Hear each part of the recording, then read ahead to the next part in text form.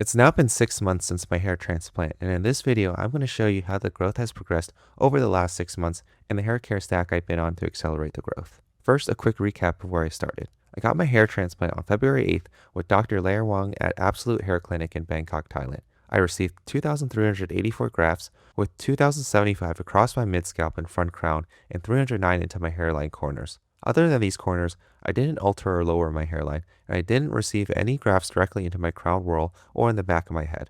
In addition, I opted to do an eyebrow transplant with 100 hairs inserted into each of my eyebrows. I didn't change the shape of it, but only reinforced the density. Before the transplant, my biggest concern was the mid-scalp density, particularly when parted down the middle for my hairstyle at the time. The first month I experienced a normal shedding phase where nearly all of the transplanted hairs falls out so that the new hairs in the beginning of the hair cycle can come back in. Usually the shedding phase starts by around week 2 for people, but I feel like mine started a bit earlier around week 1, continuing for about a month after that when I felt the shedding stop. For me, I think my ugly duckling phase looked the worst at 1 month after transplant and continued after month 2. During this time, I estimate I lost 70% of my transplanted hairs and certainly had some shock loss within the first 60 days. Eyebrow transplants are known to shed less, and during this time I estimate only about 20% of the eyebrow hairs came out and no shock loss. Overall, I experienced no redness or folliculitis. I did experience some numbness on my mid-scalp until about a month afterwards, but the feeling began returning after that. At about month 3 is where I'd say the hair density felt like baseline from where I started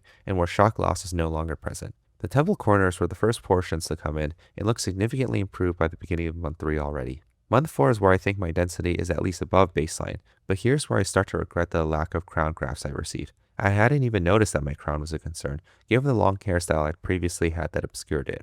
But with a shorter hairstyle, the lack of density in the whorl became exposed. The frontal crown and mid-scalp are looking better in density, but nowhere near a non-balding scalp yet. By month 5, my hair is certainly very long and thick from a head-on view, and looks quite good, but I think that the length hides the fact that the mid-scalp density hasn't improved a ton since month 4. From a visual perspective, this is just fine if my hair still looks thick, but then it requires additional length to support this. I think one of my issues is that my hair itself is on the very fine side, and not necessarily a graft density problem. During this time, I also have not cut the hair in the top of my head at all, and only the sides. You can see in these other pictures across month 5 now, how hair parting makes a significant impact on perceived density, but the crown whorl and mid-scalp continue to be highlighted as a weaker point. And now, at around 6 months, this is where I am today. With this angle, the length of my hair hides most of the weakness in the crown whorl at the expense of a bit more separation in the mid-scalp. From the back, there is no scalp shore or lack of density at all, and the donor portions recovered to pretty much the look I had prior. On the temple corners, the hair has grown in really well, and I genuinely can't tell which portions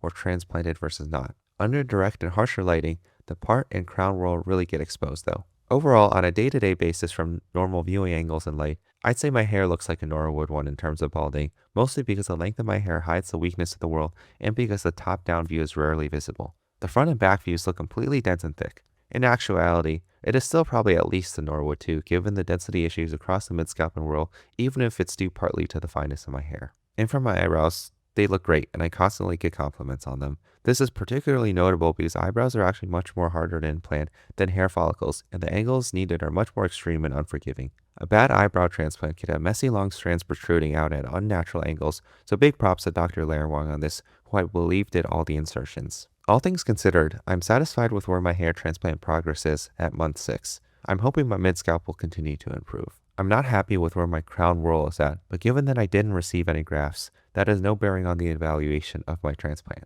My only regret is not spotting the weakness there and also requesting grafts at the time. At 6 months, there should still be additional growth and maturation to come. The transplanted hairs can continue getting thicker and more mature over the next several months, so I'm not treating this as a final result. I'm also hoping the look of my whorl area will improve just from the additional length and also from the various interventions I'll talk about next. In terms of what I've been using to support my transplant regrowth, I've been on a fairly aggressive hair loss prevention and growth protocol. I'm not going to go through every single product, but I'll touch on the most important interventions. The first major change was that I increased my dose of dutasteride from 0.5 milligrams per day to 1 milligram, then 1.5 milligram, and then finally 2.5 milligrams per day. Each dose increase lasted about 2 weeks before I climbed to the next dosage. I did this based on the paper by Olson et al. That clinically shows major improvements in scalp DHT suppression all the way up to 2.5 milligrams per day, with scalp suppression approaching 80%. This is important because while 0.5 milligrams of dutasteride may already suppress 90% of serum DHT, it only suppresses around 50% of scalp DHT, which is probably more pertinent to hair loss. Interestingly, the same paper shows that 5 milligrams of finasteride, which is already 5 times the normal daily dose, is roughly equivalent to 0.1 milligrams of dutasteride daily at DHT suppression. This just suggests again that dutasteride is much more effective than finasteride at DHT suppression and hair regrowth. My main motivation for upping my dutasteride so aggressively was to help my crown whorl regrowth, which, as I've been mentioning, received no graft support. I also confirmed via blood work that my serum DHT levels were still in the normal ranges after 0.5 milligrams dutasteride daily, so the dose was not enough for me. Dutasteride has been studied in clinical trials at 40 milligrams per day with no toxicity, so I was not worried about that danger at all. In terms of sexual side effects, I was also not concerned given my consistent blood work showing high testosterone levels and a high testosterone to estrogen ratio, in addition to healthy lifestyle and exercise. All these factors put together, in addition to my previous tolerance of 5-alpha reductase inhibitors, made me believe that sexual side effects would not be an issue at all for me. Next, I increased my oral minoxidil dose from 2.5 milligrams to 5 milligrams per day, capping out at the maximum studied dose. During the surgery, I received PRP, and since then, I've also done 5 sessions of PRF treatment once a month. This is to hopefully accelerate the regrowth of my hair, and then again target the crown and whorl for additional reinforcement. PRP is one of the most clinically supported treatments for hair growth. Although the positive anecdotes have only been lukewarm, it certainly does not replace medication, but in conjunction with medication has lots of research backing it up. One fair criticism of PRP and PRF, though, is that it may be the act of needling itself rather than the platelet injection that causes hair growth, making it just expensive microneedling. All the same, I'm willing to spend on it in case the PRF does have additional benefit. After my 7th session, I will plan 1 maintenance session every 3 months. Microneedling itself I started at month 4, and I've been doing it at 1.5 millimeter depth once a month in addition to the PRF injections. During microneedling, I've been using a sterile exosome and peptide solution as a slip that I apply on top of my scalp.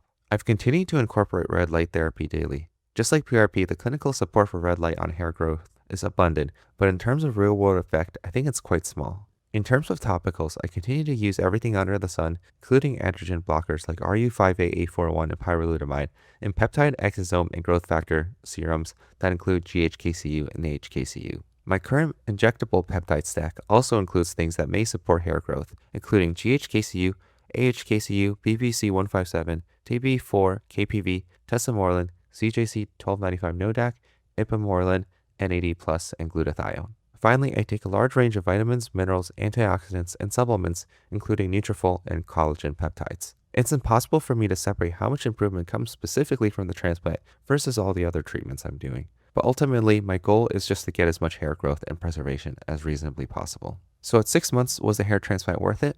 At this point, I'd say yes. A hair transplant has life-changing capability, and even though this wasn't the case for me due to my relatively good starting point, I'm confident that it's the single intervention that has led to the greatest improvement in my hair. If the results stopped improving completely today, I would feel that my hair is in an excellent place. The only reason I would consider a second transplant is if my crown still looks weak after my hair grows out. However, I intend to maintain a long haircut.